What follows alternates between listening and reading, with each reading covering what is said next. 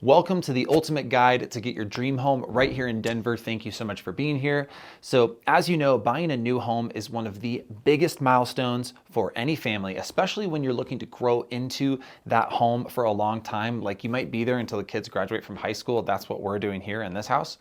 And it can be exciting, but this process can also feel very, very overwhelming. You've got fears of overpaying for a house. You've got fears of maybe missing out on the right opportunity. You might feel lost in the sea of all of your options, and it's really easy to see why a lot of families feel stressed or uncertain about how to make the right decision. Then you add in the pressure of you might be competing with cash buyers, you and your family are juggling multiple schedules, and you're trying to find the right agent that you can fully trust, and then this whole thing can seem like an uphill battle. But here's the good news. It does not have to be this way. This guide is designed to take you from uncertainty to confidence. So in this video guide, we're going to show you how to avoid the top biggest mistakes that most people make, especially parents, when they're trying to get into their dream home for their family. And then by the end of this guide, you are going to know how to make informed decisions and shop for your dream home for your family with total confidence. I'm telling you, this is going to save you so much time and it's going to make things a lot less stressful. I have found that when people have total clarity on all of their options, they are able to gain control and confidence over their decisions. So let's list these 7 sections of the guide and show you how to avoid making the top mistakes that most parents make. And then we're gonna jump into each section to give you simple and powerful strategies so that you can avoid making these top mistakes and make good decisions as you navigate this whole home buying process. This way, you can get successfully into that dream home I know you've been thinking about, the one with plenty of space on a quiet street with a private backyard, maybe a 3-car garage, a cozy finished basement with room for the entire family to grow into, and a kitchen that doesn't make you feel like you're living in a shoebox, okay? This is the home I know that you want to make lots of new memories in for your family. The same thing happened to us, okay? So here are the 7 sections of this guide. Overcome the fear of overpaying. Overcome the fear of missing your dream home. Plan your home buying roadmap. Start shopping with extreme confidence. Run your numbers the smart way. Beat cash investors every time. I'm telling you, this is a secret weapon that could change everything. And the last section is finding an agent that actually has your best interests in mind. All right, so here we go. Let's do it. Section 1, overcome the fear of overpaying for that house. So as a home buyer, one of the most common fears that you will face is the fear of overpaying. So when you see a new listing online, here's a question. How can you know if it's gonna sell fast with multiple offers above list price, or if it's just gonna sit on the market for a while and have price reductions? Well, the first thing you need to understand is that if you're not watching ahead of time and that home gets swept up before you can even blink, you do not even have the option of getting that home, okay? So here's how to avoid this mistake. You have to be prepared in advance. So here's how to do that. Watch the market very, very closely over time before you start shopping in your desired area and for that specific style of home that you're looking for. Become a market expert by surrounding yourself with a professional team. Get specifics about average days on market, again, for that kind of house, because condos and single family houses might not sell for the same amount of time. You should get really, really clear on the average list to sale price, meaning how many homes sell for above list price versus below. And then once you've done all this prep, when the dream home finally does pop into your online search in the coming soon section, you and your agent can analyze the home, the neighborhood, the market data, all of the stuff you've been looking at before, and get really, really clear quickly on where that home is positioned in terms of what's happening in the market. And then this will give you a really good idea about if that home is overpriced or if it's likely to sell fast above list price because it's priced competitively. Then you have the option to be the first one to go see that home at a home showing. And here's the thing, getting an early showing puts you in a great position because you can then say, I'm gonna let this one pass, or I'm gonna be the one to make the first offer, because sometimes the first offer gets accepted before anyone else can see it. This is actually pretty simple. Only you can decide which is the right home that fits your needs. So once you've identified it, here's what to do. Set a showing ahead of time and be there early on the first day that it goes active. Go ahead and do neighborhood prep and recon like you've been doing before with your team before you go and see the home, and then review all of your negotiating options ahead of time. We're gonna talk more about this in section 4.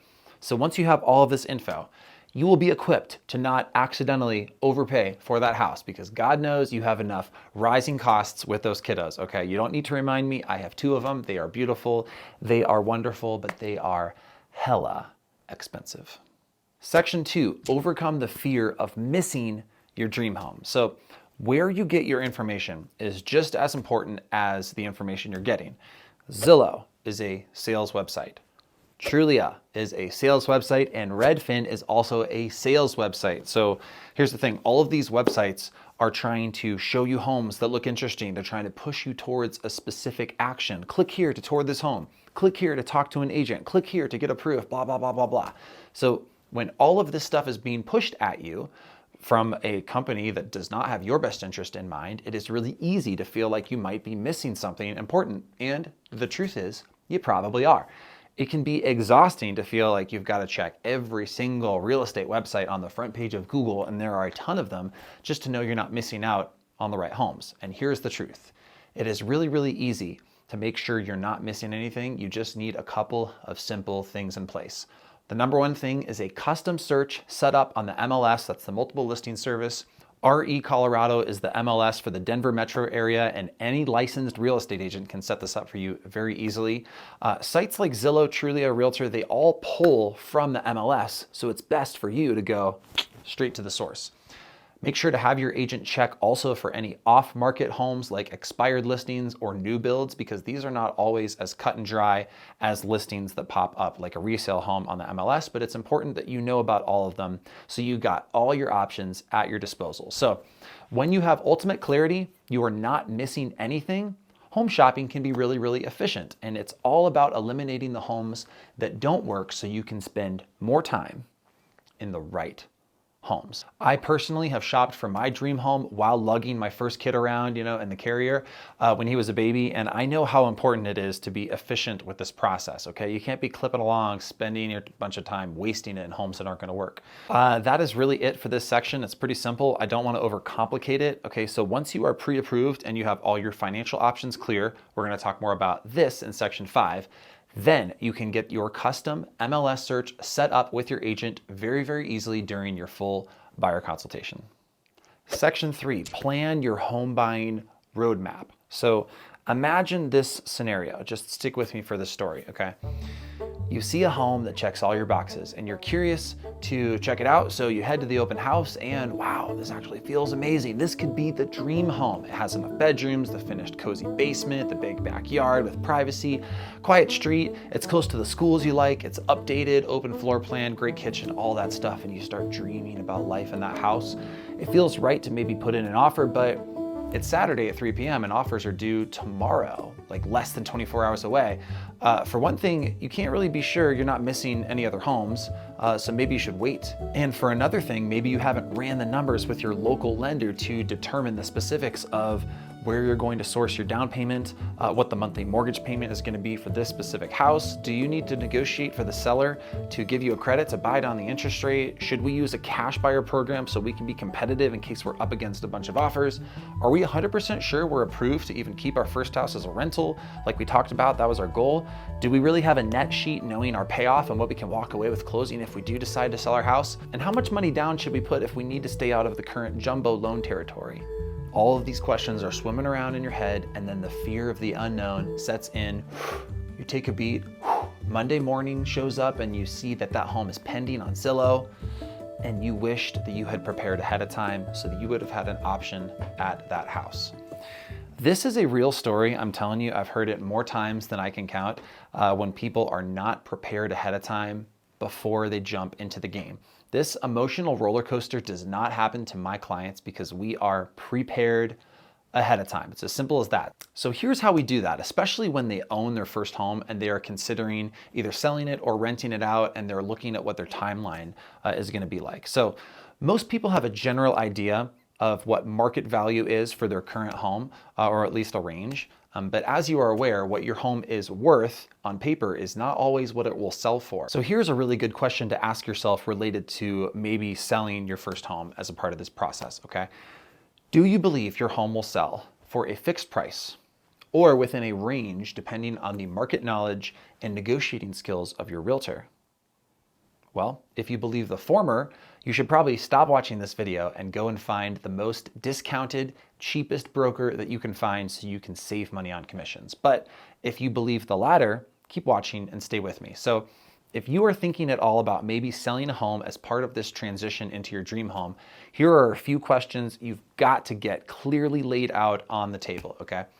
First one is, have you considered renting out your first home and keeping it as an investment property? So I'm gonna pause this video here and put my email on screen. If you are interested in knowing the rental value of your home, just reach out to me. I have a rental expert on my team that will give you an extremely accurate assessment of the market value of your home. And if you have questions about if you're able to short-term or long-term it, we can talk about that. My wife and I actually flipped our first house into an Airbnb in Arvada because you can do that. And we moved into our dream home. It was a huge swing. It was kind of complicated, but we had clarity on our options. We had a game plan and we got it done.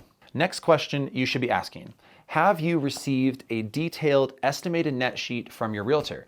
A realistic net payout sheet will shed lots of light on your next steps in terms of your financial options, okay? So it's going to show you a good walkaway number that you can use when you're making plans for getting into your next home. Okay, the next question you should ask yourself is, have you analyzed your timeline and laid out all the options on the table, weighed the pros and the cons? Like, buy first and then sell if you're approved for it. Buy first and then keep your home as a rental property if you're approved for it. Should we make a contingent offer tied to selling our house? Or should we use 8Z Bridge, which is a very useful solution if you need to buy before you sell, but you're not approved for that? To be honest, there are a lot of different moving parts around this kind of move. It's a lot more involved than when you're just going to buy your first place. But once you have all these options laid out in detail with the help of your realtor and your lender, unless you are a cash buyer, then you can take that clarity and turn it into controlled action. I'm telling you, this is such a common mistake that people make. They think that they know their options, but then when the right home comes up, lack of clarity and lack of preparation causes them to freeze. And then forever, they might have that story about the one that got away. So do not be that person. Your kids will not thank you later for missing the right opportunity because you didn't have your together. Section 4, start shopping with extreme confidence. All right. So when you enter the real estate market without a clear understanding of the dynamics of negotiating and all your options, this can be really overwhelming. But if you arm yourself with the right information, it can make all of the difference. So before you go out to start shopping in person, it's important that you have these essential details down, like the average sales price of that neighborhood, the average days on market for that kind of house, and the typical list to sales price ratio. So while you can research all of this on your own, if you're working with a knowledgeable realtor, this can simplify the process and help you navigate things a lot more efficiently. Your realtor should be providing you with regular updates, ensuring that you are staying fully informed about the latest trends and activity going on in the specific neighborhoods and types of homes that you are targeting. And this will give you a competitive edge and make you confident when you go to start shopping because you are going to be better prepared than your competition. So getting clarity on the playbook is essential. So before game time, okay, before you step foot out on the driveway, a smart buyer will do the following. Get ready because this is kind of a long list, but all of these bullet points are really important.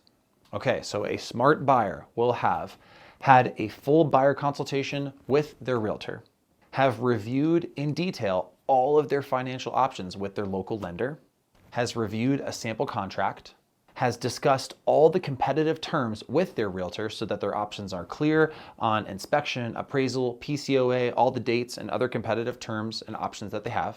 They have a cash buyer program in their pocket ready to pull out if they want to. They are prepared for the best way to negotiate the price down. They have prepared for offer, counteroffer situations and how those can transpire. They will have control over all the decisions. They will have signed an agreement with their buyer's agent. So when all of this preparation is done ahead of time, then when it is actually game time, it is much, much easier for families to make decisions. So when you get there, it's really going to come down to a couple of key factors. Do we put in an offer? When do we put in an offer? What is going to be the best strategy for price and terms in order to optimize our chances for a successful outcome? Okay, so once you have clarity as a home buyer on all of that, then you are going to be able to make confident decisions. It's really that simple. Otherwise, lack of preparing the right way could come back to bite you, because there's going to be other people out there, your competition, that are doing this, that are getting prepared in advance. And you don't want to be the one to be the sucker. Everything we just went over in that long list of prep, that can be really stressful if you're having that conversation in a condensed time frame when you're trying to make a decision. The game's on the line, you found the right house, you've got a short window of time to make a decision. That's where it's a pressure cooker. That's where it gets stressful. So you can avoid all of that by simply doing this prep ahead of time. Section 5, run your numbers the smart way. So with online calculators, ChatGPT, and common sense, many buyers have a good sense of their general options pretty quickly, but one of the biggest mistakes I see is when people have not reviewed all of the numbers in detail before they go out to start shopping for a home, and they aren't dialed in before their boots hit the driveway. So here is a practical list for you to review in advance of home shopping. This is definitely going to be the longest section of the guide, but since the money is such a critical piece of this entire home buying puzzle, I wanted to hit a lot of these topics to make sure we're not missing any of the gaps and you're fully informed. Okay, so first, let's take a look at the different types of home loans. There are conventional, that's the most common, FHA, VA, jumbo loans, down payment assistance programs, right? You've got to discuss all these loan options with your trusted local lender. If you've got good credit, you'll typically be approved for a conventional home loan. A quick note on jumbo loans, you've got to check with your lender to find out the current jumbo loan limit, because this can vary depending on what county you are buying your home in. So you've obviously got to review your household income and your monthly expenses to make sure you have a clear understanding of what your cash flow situation is. Liberal approaches to this suggest that your mortgage payment should not exceed more than 1/3 of your monthly take-home pay. Conservative approaches say it shouldn't exceed more than 1/4 of your monthly take-home pay, but ultimately this is up to you. Debt to income ratio, your DTI, this is a big deal. So you have to look at this really closely. Lenders will typically prefer that you're below that 45 to 50% mark. And if you can do whatever you can to lower your DTI, that will help you qualify for better mortgage terms. Credit score, obviously this one is really important. Check your credit score, because this is going to impact your mortgage options and your approval just in general. So you should aim to improve your credit score if necessary by paying off the debts that you've got and correcting any errors on your credit. Make sure you work closely with a local lender on this, because there's different ways to play the game to optimize getting your credit to its maximum potential. Next, it's obviously important to determine your budget. Affordability. So you can use online mortgage calculators to estimate like how much you can probably afford based on your income and debts and down payment. And you obviously have to consider your lifestyle and your future financial goals. Down payment. Okay, so you have to determine how much you can afford to put down and where you're going to source that from. Obviously, a larger down payment means a lower mortgage. And if you get over that 20% mark, you can eliminate the need for PMI. That's just going to be wasted money as a part of a mortgage. Many times, buyers just have to be in a spot where that's part of the mortgage payment. If you can do whatever you can to get that 20% mark or higher, great, because then you're going to be wasting less money. Emergency fund. It's a good idea to aim to have an emergency fund that can cover at least 3 to 6 months of living expenses for you and your family. Ideally, this fund should remain intact even after you've bought that home, if possible. Let's talk about pre-qualification versus pre-approval. So pre-qual just kind of gives you an estimate of like what you might be able to borrow, but a full pre-approval involves a thorough review of your financials with a lender and will provide you with a loan letter that says you are approved and you are able to go out home shopping for this amount with this price and these terms. Gather needed documents. So it's going to be good for you to start collecting these if you don't already have them, such as your tax returns, pay stubs, bank statements, and proof of your assets. All right, real quick, let's talk about local lenders versus big banks and online lenders. The truth is this: you can go to a big online company and likely get a more competitive rate than if you talk to a local lender. But the problem is it might actually cost you the home you want. And then it's pretty ironic, right? So most of these companies are not able to be reached on the weekends, or they can't close a loan in an 18-day time frame like a local lender can. So let's just imagine this. You are competing for your dream home, okay? If you don't have a local lender on your side, that can put you out of the running faster than you can say, Jack Robinson. True story, this has happened to me before when I listed a home and we received 2 similar offers from buyers that had 2 very similar price and terms and all that. One of them was an out-of-state lender with a 30-day close.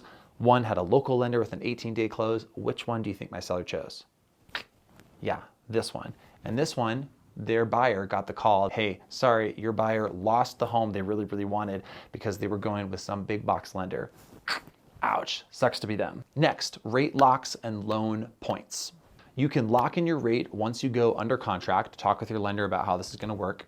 Now let's talk about discount points. So keep in mind that any bank or any lender can quote you any rate on any day. They just might not be telling you about how many points they're building into that estimate. They might be buying some of it down themselves. They might be charging you for it. In any case, you've got to make sure that you're working with a team that is being transparent, because I see this all the time where people see like an advertised rate, and then when they get the number sheet and they're reading it, it's like, hang on, this requires me to put in like $15,000. What the hell? So you want to avoid that by working with someone who's going to be extremely honest, direct, and transparent with you. Now let's talk about closing costs. So your closing costs are typically around 1% of the home that you're buying. These include fees to the title company, fees to the lender, prepaid taxes, some prepaid insurance, etc., and it's bundled into your closing costs. Now, if you successfully negotiate for a seller to pay that with a credit up front, then this could effectively put the cash directly back in your pocket. So let's say you're buying a house for $1 million and your closing costs are $10,000. If you negotiate 10 grand as a seller credit from the seller to the buyer, effectively, whoosh, that's money back in your own pocket. All right, big topic up next, negotiating a credit for an interest rate reduction. So first, let's talk about a permanent buy down. So your interest rate can be permanently bought down, but in my experience, it's rarely worth it to do this way. And it's certainly not worth it for you to do it with your own money, because if you refinance down the road, that could be wasted money. However, if you get a seller to pay it, that could be a different story. Often a permanent buy down is a lot more expensive than a temporary buy down. We're about to talk about that. A lot of my clients have found a temporary buy down more effective. Still, if you're more risk averse and you're not banking on rates going down, you could negotiate in this way for a credit from the seller to permanently buy down your rate to some level that you're comfortable with.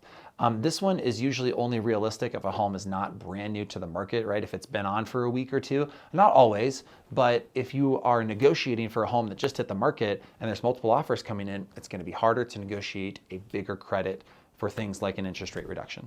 Next, the temporary buy down or the 2-1 buy down. This, for example, has become a really common option for lots of buyers lately as a means for them to unlock the door of just getting into the home at an affordable mortgage payment. So for example, if the home is listed for $825,000 and it's been on the market for a couple of weeks, a buyer who's putting down 20% might be able to negotiate a 2-1 buy down paid for by the seller, and that would cost around $15,000. Now, if this is negotiated successfully at closing, the seller will pay this money to the lender of the buyer, who will effectively calculate the buyer's payments 2 percentage points lower for the first year and then 1 percentage point lower for the next year, and then the rate returns to the standard interest rate for the duration of the loan term. Now, this will effectively lower your monthly payments to be based on, let's just say the par rate is 6.5%, okay? So for the first year, it's gonna be 4.5%, and the next year it's gonna be 5.5%, and then it will go to 6.5%, but buyers approaching things this way are doing it with the intent of being able to refinance sometime in the next few years.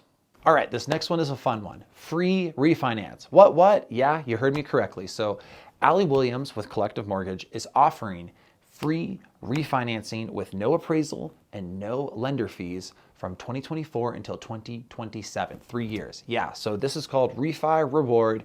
This program was created to help ease the pain of these high rates with people who think they're gonna have to refinance later, so that when the rates do come down and you refinance with no lender or appraisal fees, it sort of takes the edge off. All right, next is this question. Have you heard of people getting beat by an all cash offer? Well, if you actually have cash for yourself, great, that's awesome. But if not, you're gonna need a loan of some amount. So when you make an offer on that home, it's contingent upon closing a loan, you are actually going to have less of an advantage against an all cash offer, obviously, even if that all cash offer is lower than yours. So what does this mean for you? The truth is that most buyers do not have this secret weapon to leverage the power of an all cash offer themselves. This is an option that all of my clients have when they're working with me and Allie Williams with Collective Mortgage, because we have a program we created for our clients that lets them choose if they want to deploy an all cash offer using our cash buyer program and then get a loan and buy the house back. It really is that simple. Or make an offer with a regular loan. Okay, so we're gonna talk more about that in the next section, section 6 of this guide. Section 6, beat cash investors every time. This is the secret weapon that could change everything. This is going to be the shortest section of the guide, but it is by far the coolest topic. So everyone has heard horror stories about their friends losing out on their dream home because they were destroyed by an all-cash offer. Now, here's the thing. Getting pre-approved for a mortgage is crucial, but in competitive markets, being able to put in an all-cash offer, even if you're financing later, can set you apart, and most lenders do not have this as an option. However, this unique option I'm going to tell you about through my cash buyer program at 8Z Real Estate, this is the thing that most agents are not going to be able to support you with and tell you about, okay? So yes, pre-approval is important, but leveraging an all-cash offer could significantly increase your chances of winning the home you really want for your family. So this is a pro tip. Whatever agent and lender you're working with, ask them if they have an all-cash offer at their fingertips for you. This will be the most effective tool in your tool belt if you find yourself in a competitive situation for the home you really want, and it's going to make sellers look at your offer in that pile of offers and go, this is the one we gotta have. Okay, so that sort of answers this question, but you might be asking, like, would I actually need this program? So there are a lot of different components to making an offer, right? There's price, there's dates, there's terms. And the way that this all is presented does matter. But if your dream home gets into a competitive situation, a cash buyer program, that's gonna be the ace up your sleeve, and only you can decide if it's right to play this card or not. But picture this, if your competition doesn't even know that this is a card in the game to be played, who's got the advantage? You do. Cash offers can also close in 10 days to 2 weeks, so it just really, really gives you an edge in the game. Here is the bottom line. The next time someone loses a home to an all-cash offer, you could actually be the one on the winning side of that story because you were using a secret weapon that my clients have access to, our cash buyer program. I'm telling you, this thing rocks. Section 7, finding an agent that actually has your best interests in mind. Buying a home is a decision that's going to affect your family for years to come. This is one of the biggest long-term decisions you'll ever make in your life. So if there's one key takeaway for this section, it's this.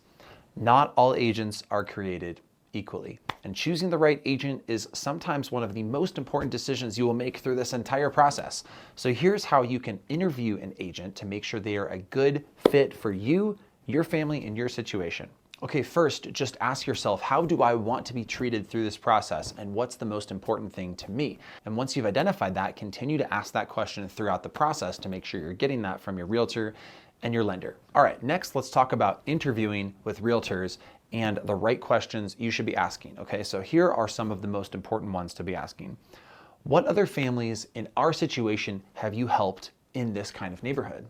Do you specialize in working with families? How do you stay updated on the market, and how do you provide that transparency and clarity to your clients? What is your approach to helping us find a home that fits our needs, and how many of these kinds of homes have you sold? Last question, do you play pickleball? This one is not actually as important, but I still think it's a good question you should be asking them. Then reflect on how you felt during that meeting and ask yourself the following questions. Do I feel like this realtor would be a good fit for me and my family? Am I confident that this realtor would put my needs first and not just try to sell me a house to collect a quick paycheck? Do I feel that this realtor possesses the market knowledge and negotiating skills to get me safely and successfully from where I am to where I want to be with my family? Am I feeling 100% transparency from this realtor? So these are just a few of the questions that you could be asking yourself after you've met with your agent, but it's really, really important to think about your specific needs and what you're looking for as you're going through this process. So to sum it all up, when you hire a realtor to guide you through the buying, selling process, or both, you will be putting a lot of trust in them, okay? So you're gonna be spending a lot of time working with them. It should feel like a very transparent, comfortable, confident working relationship. Who you hire is a big effing deal. It's like hiring a doctor or hiring a lawyer. If you hire the wrong one, your life could go sideways real fast. There are big, big implications either way. So hire the right one and it can make all the difference, and it could help turn the dream for your family into a reality. So That is it for this guide. Okay, I hope you found it helpful. The ultimate guide to get your dream home. Here's the thing. I've sold something like 130 plus homes, over $65 million of real estate in 5 years, and I went ahead and put all of my most helpful information based on my experience into this guide for you. This information has helped lots of my clients avoid the top mistakes for their families, and I hope that it helps you as well. So go ahead and feel free to take all this information and continue on the process completely on your own. But if you do have any follow-up questions, or if you want to apply these 7 sections to your own situation and get really, really clear on all of your options ahead of time, I have a link to my calendar below. You can grab a spot on there for a free consultation. That's what I do with everyone so that we can get more information about what options are on the table for you and then see if we're a good fit to work together and go from there. All right. I gotta run because my kids are almost up from their nap, and I told them that after nap we could watch a couple episodes of Bluey when they get up, and I'm really looking forward to that. I love Bluey. Blippi, on the other hand, which they really, really like, that's a different story. I find that dude annoying AF, but Bluey, super, super cool. Okay, thanks again for watching. Peace.